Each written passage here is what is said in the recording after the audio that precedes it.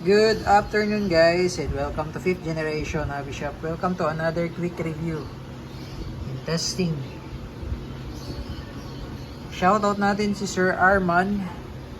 I-review natin ngayon is the 1911 High Cap. Ito po yung WEP14. Ayan, ito yung kanyang box.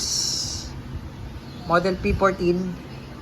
WE brand, airsoft pistol, airsoft gun, made in Taiwan.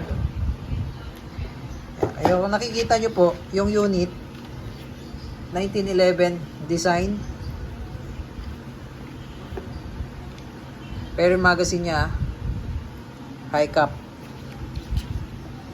Ayan, same sila ng magazine ng high capa. Ayan, so ito po yung 1911 high cap. 30 rounder capacity. Adjustable sight, windage and elevation, full markings,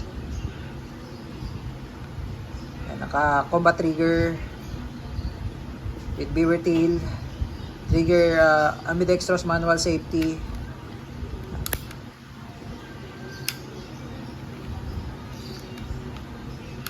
full metal, P14. 30 rounder capacity magazine. Metal din yung magazine.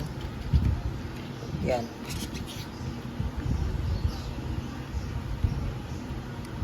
Standard size. Ito yung mga kasama. Kasama na siyang gas, silicone oil, at bala, 4,000 shots, 0.23 grams. So, lagyan natin ng gas, bala, testing natin FPS.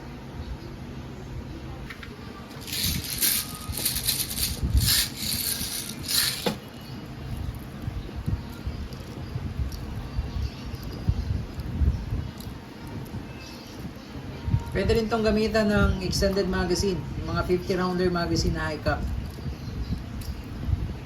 Pwede. Napakadaming load yan, single stock yan, 30 rounder.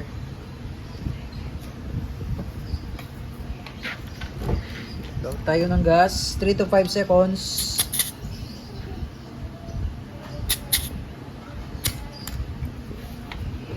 Okay. And ito, babaklasin ko lang po, no, para makita nyo, at lagyan natin siya ng silicone oil. Same lang sila ng pagbabaklas sa 1911.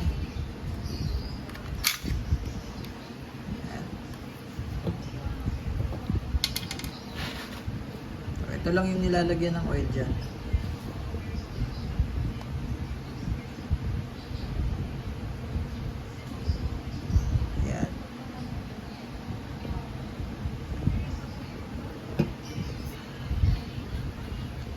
Ito yung loob ng P14.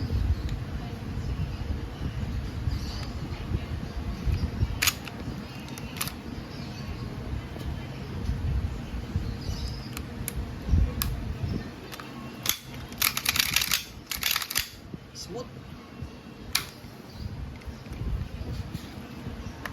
Guwapo.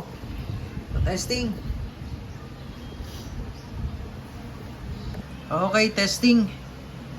1911 high cap or the WEP14 semi-automatic.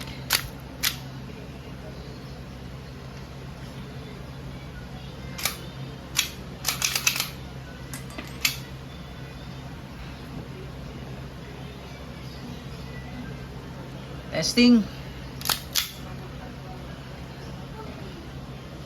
P14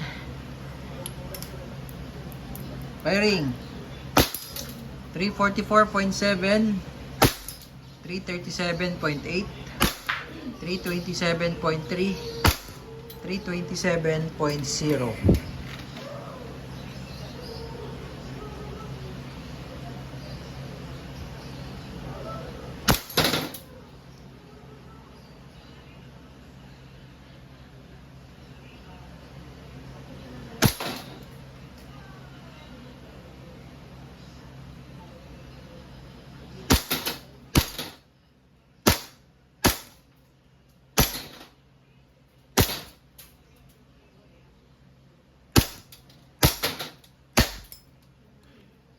Okay, open slide, release the magazine. Lalay sa slide, hammer down.